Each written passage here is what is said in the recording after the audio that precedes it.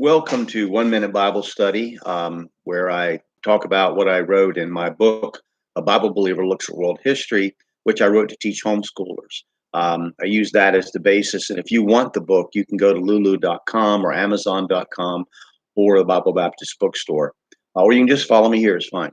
I'm going to read about, we're still on about Egypt and the dating problems we have, traditional dating problems. When the evidence found, and I'm going to pick up where I left off last time, does not agree or fit into the standard accepted Egyptian dating chronology, such things as, quote, dark ages or intermediate periods are assigned, which simply means that the finding of this or that is not consistent with what we believe about the Egyptian dating. For instance, according to this theory, there was a great dark age in Greece of several hundred years, and this is the Sophist theory that I'm talked to the last time. You have to kind of watch the previous ones to see what I'm talking about.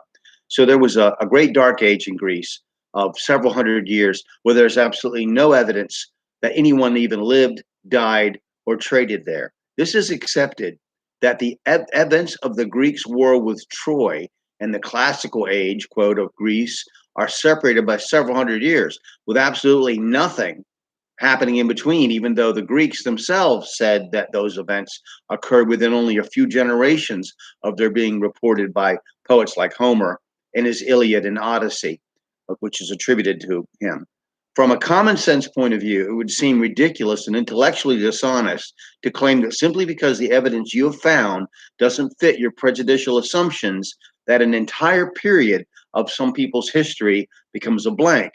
Now, for instance, in Daniel Snell's Life in the Ancient Near East, we find this ridiculous statement, and I'm quoting: "In Mesopotamia, a dark age ensues, the length of which we do not know, and the social and economic realities of which are obscure," unquote. That is said, this is said all because evidence does not line up with their accepted dating methods. So rather than question the methods, they just insert a dark age and then spend page after page explaining what it might have been like. If I'm going to carry an assumption, then it will be that the Bible is correct and everything else is just waiting to catch up to it. Of course, these scholars then go on to write assumption after conjecture based on previous guesswork, report it to students in college and high school as incontrovertible fact, and then determine your worthiness as a student and your test results on your ability to spit back at them their own fantasies. So according to the Bible's own chronology, along with Ussher's calculations, Noah leaves the ark at about 2348 BC.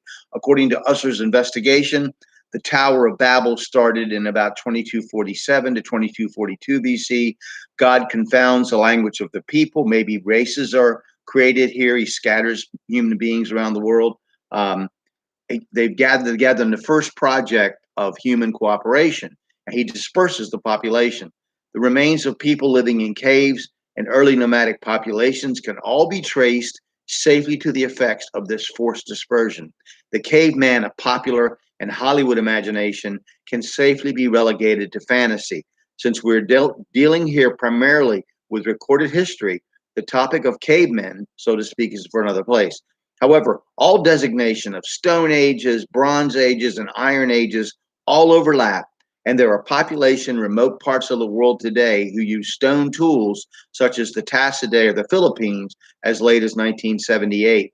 And you can imagine people living in caves or any kind of shelter that they can get, and you find a few scattered remains all over the world as they're dispersed by God forcibly from the Tower of Babel. Now, these age designations, Bronze Age, Iron Age, things like that, are artificial and in no way can be considered absolute. Quoting again from Snell, quote, "Most observers have thrown off the simpler 19th century idea that there was a linear human progress from ancient times to the present, that human societies and economies have gotten better over time. The terminology we sometimes use in characterizing archaeological age implies some such sort of progress as one moves from the Stone Age to the Bronze Age to the Iron Age. And yet, archaeology shows that stone materials continue to be used right into the present century." So next time we're going to jump on Elam, the country, the nation of Elam. All right. I look forward to talking to you again. I had a great time. Hope you have a great day.